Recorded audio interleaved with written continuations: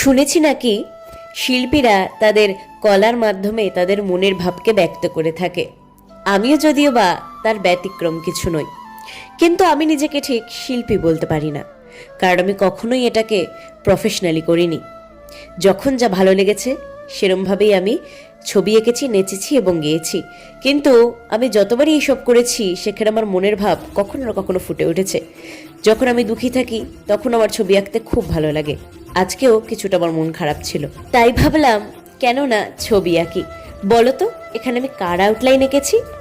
ইউটিউবে ভিডিও দেখে বুঝলাম যা অ্যাক্রিলিক কালার করার আগে ড্রয়িংয়ের ওপরে একটা ব্রাউনের বেস ক্রিয়েট করতে হয়।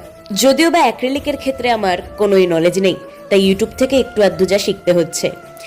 আজকে না হয় এই ব্রাউন বেসটা করাই থাক, আমি একটু ইউটিউব থেকে শিখে নিই, তারপর আমি এটাকে পুরো কমপ্লিট করব। তোমরা যদি চাও আমাকে কমেন্ট সেকশনে কিছু এর ব্যাপারে টিপস নিশ্চয়ই দিতে পারো।